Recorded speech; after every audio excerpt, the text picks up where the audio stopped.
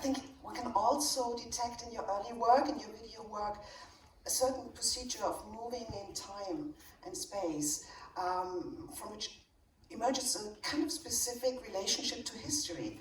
An example would be Carib Sleep, Western Deep, an immersive cinematic installation made from footage you filmed in Grenada, the Caribbean, and in South Africa. It premiered here in Germany at the Documenta in Kassel, 2002. I think this work is strongly informed by the structure of repetition in such a way that one never quite knows whether one is witnessing an endless loop or a never-ending series. So I think the repetition, the loop, forms the ground for paths that lead from the here and now to the deep layers of history, like an artistic archaeology, maybe. Something that has to be uncovered, something that we haven't yet set our eyes on. Can you tell us a bit about this project and its arrangement? What was your approach to this kind of complex form of history visualization? Well, it was more about ritual than looping.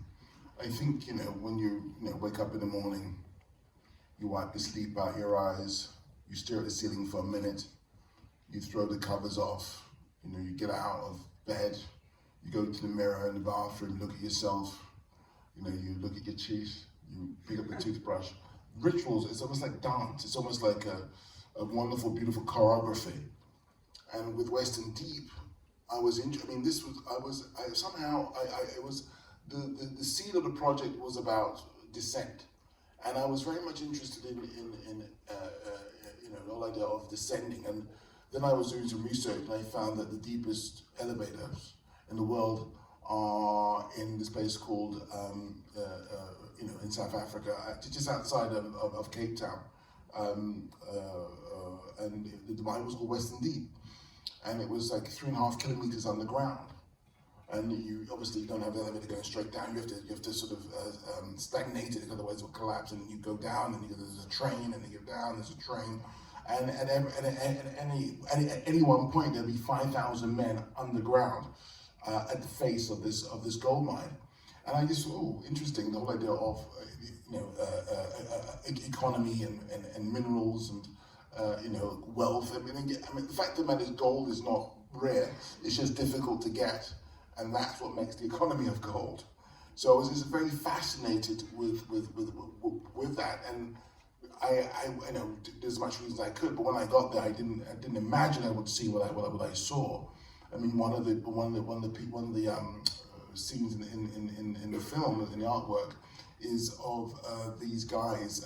Every day there are people tested to see if they can withstand the heat, and also their durability in the heat. So there's a situation where you have these rooms where I think it's about like 8 slabs of concrete going on the whole width of this long corridor space, and there are men who are doing steps in time and they've got these blue shorts on, and they have to step in time with this flashing red light going beep, beep, beep, and it's like Busby Berkeley slashed with some sort of horrific sort of what you can think of as some sort of slave sort of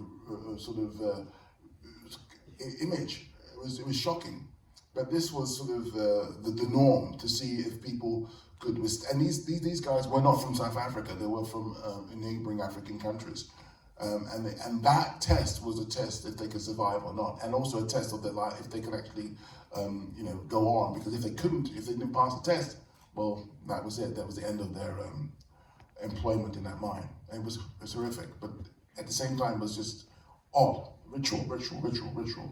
Yeah. And also like a punch in the gut, I think, which is good because that's what art is supposed to do, right? Yeah, a lot of the time. I remember when I showed it in the documentary for the first time, people said, "Oh, well, did you make that up? Was that?" I said, "No, this is real." But you know what's interesting about that?